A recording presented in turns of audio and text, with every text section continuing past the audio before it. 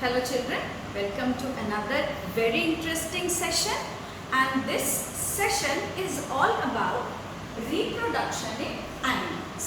Now the word reproduction comes from the word production. When the production goes on again and again, you know why do we need production? अगर production नहीं होगा तो कोई भी चीज़ धीरे धीरे खत्म हो जाएगी, तो हमारे पास वो रिसोर्स खत्म हो जाएगा, तो हमें बार बार क्या चाहिए?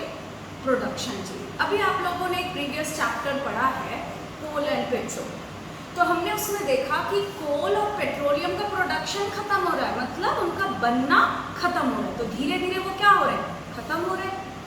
यहाँ पे हमें ये देखना है कि जो हमारा एनिमल लाइफ है वो खत्म ना हो जाए। You are also aware of many endangered species and the extinct one. Reason क्या है? रिप्रोडक्शन ना होना, मल्टीप्लिकेशन ना होना। री का मतलब again and again, producing is called as reproduction. So let's get started. Now this process of reproduction is basically of two types. One is the sexual reproduction and another is the asexual reproduction. Very easy method में समझने की कोशिश कीजिए। Sexual means it's related to gender. आप forms भरते होंगे तो आपको वहाँ पे लिखा आता होगा कि नेम, आपका क्लास, सेक्शन, आपने OMR शीट्स अगर भरी होगी ना, वहाँ लिखा था जेंडर और कहीं कहीं पे लिखा होता है sex. What is the meaning of it? It is either you are female, male, or you are neuter gender. Neuter gender we'll discuss later on. So here we are taking two parents. Either that parent has to be a female or that parent has to be a male. So both of the parents are involved in this process of sexual reproduction. Now how? How is it possible, the sexual reproduction possible? That we are going to do it when I explain you that one. You might be seeing so many pictures drawn today. You might be very interested. इसमें क्या होने वाला है? Wait and watch. A female जो जिस भी animal में हम बात करते हैं, the animals which go through sexual reproduction, उनके जो फीमेल्स होंगे उनके पास एक गैमेट प्रोडक्शन होगा। गैमेट प्रोडक्शन मतलब वो सेल्स जो रिप्रोड्यूस करने में मदद करेंगे। कौन से होते हैं? उनका नाम है ओवा।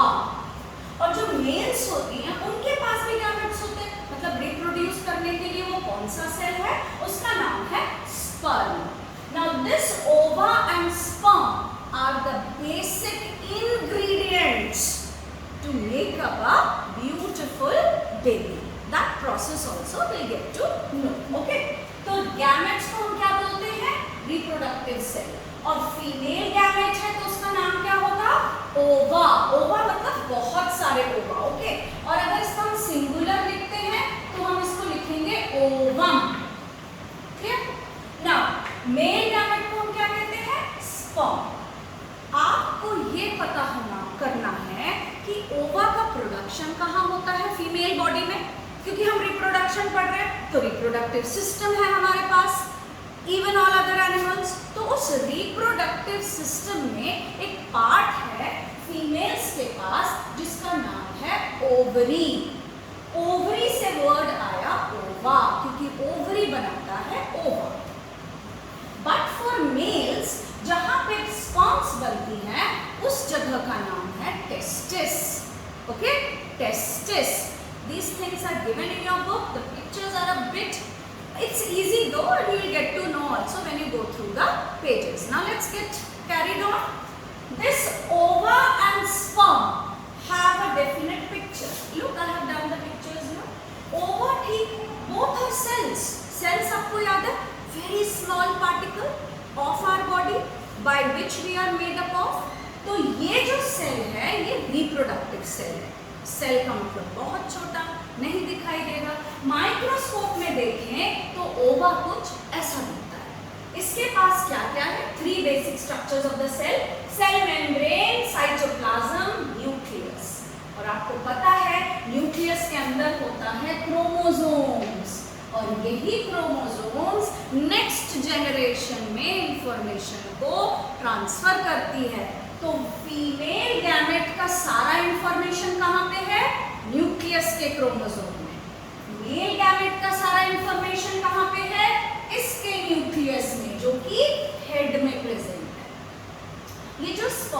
होते हैं ये एक पतला थ्रेड लाइक स्ट्रक्चर होता है इन अ सेल्यूलर फॉर्म, और ये जो सेल्स हैं they are in millions. Let me tell you, sperms are in millions, whereas ova is secreted or given out only one at a time.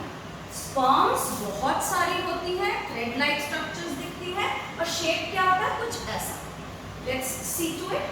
Head portion होता है sperm में जिसमें होता है न्यूक्लियस. न्यूक्लियस में क्या होगा, क्रोमोसोम. क्रोमोसोम क्या करेगा, जेनेटिक ट्रांसफर करेगा from one generation to another. Middle part is having nutrients.